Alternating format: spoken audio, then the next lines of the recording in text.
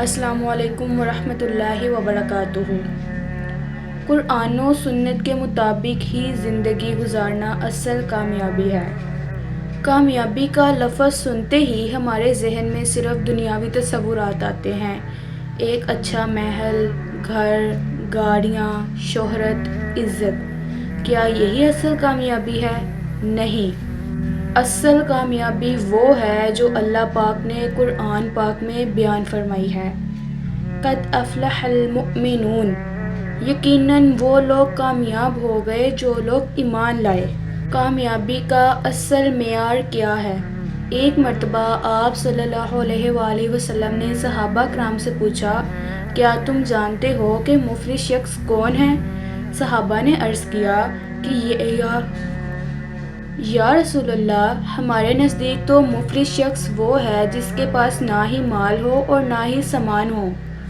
آپ صلی اللہ علیہ وآلہ وسلم نے فرمایا، میری امت کا مفلس وہ ہے جو قیامت کے روز نماز، روزہ اور زکوٰۃ لے کر آئے گا، لیکن اس نے کسی پر ظلم کیا ہوگا، کسی پر بہتان لگایا ہوگا، کسی کا حق کھایا ہوگا اور کسی کو گالی دی ہوگی، تو اس کے نیک اعمال دوسرے لوگوں کو دے دیے جائیں گے یہاں تک کہ اس کے اعمال ختم ہو جائیں گے، اور ان دوسرے لوگوں کے گناہ اس پر ڈال دیے جائیں گے یہاں تک کہ وہ شخص جہنم میں داخل کر دیا جائے گا۔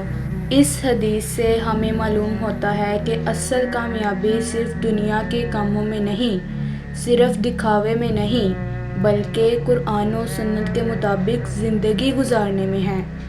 وہ شخص بظاہر نماز تو پڑھتا تھا، زکوٰۃ بھی دیتا تھا، لیکن لوگوں پر ظلم کرتا تھا، ان کا مال کھاتا تھا، کسی پر بے جا زیادتی کرتا تھا۔ قرآن و سنت کی رہنمائی کے 3 طریقے۔ قرآن و سنت ہماری زندگی کا مکمل دستور ہیں۔ پہلا طریقہ، عبادت، نماز، روزہ، زکوٰۃ، حج، یہ ہمیں اللہ کے قریب کرتے ہیں۔ جس طرح ایک شخص فجر کی نماز کے لیے اٹھتا ہے اور دنیا والے سمجھتے ہیں کہ یہ شخص شاید نیند سے محروم ہے، جبکہ وہ شخص اصل میں سکون اور کامیابی حاصل کر رہا ہے۔ دوسرا طریقہ، اخلاق، سچ بولنا، والدین کی خدمت کرنا۔ ایک نوجوان نے اپنے والدین کی اتنی خدمت کی کہ مرنے کے بعد کسی نے اس شخص کو جنت کی نہروں میں گھومتا ہوا دیکھا۔ یہ اسی خدمت کا انجام ہے جو اس نے دنیا میں اپنے والدین کے لیے کی تھی۔ تیسرا طریقہ، معاشرتی نظام، رشتہ داروں سے صلہ رحمی کرنا، یتیموں کی دیکھ بھال کرنا۔ صحابی نے ایک دفعہ آپ صلی اللہ علیہ وآلہ وسلم سے پوچھا کہ سب سے بہتر عمل کون سا ہے؟ آپ صلی اللہ علیہ وآلہ وسلم نے فرمایا، اللہ اور اس کے رسول پر ایمان، پھر والدین کے ساتھ حسن سلوک، پھر جہاد فی سبیل اللہ۔ قرآن و سنت سے دوری کا نتیجہ کیا ہے؟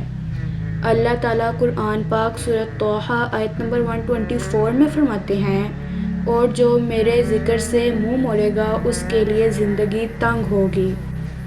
آج ہماری امت جن بھی پریشانیوں میں ہے، اس کی سب سے اہم وجہ یہی ہے کہ ہم نے قرآن و سنت کو چھوڑ دیا ہے۔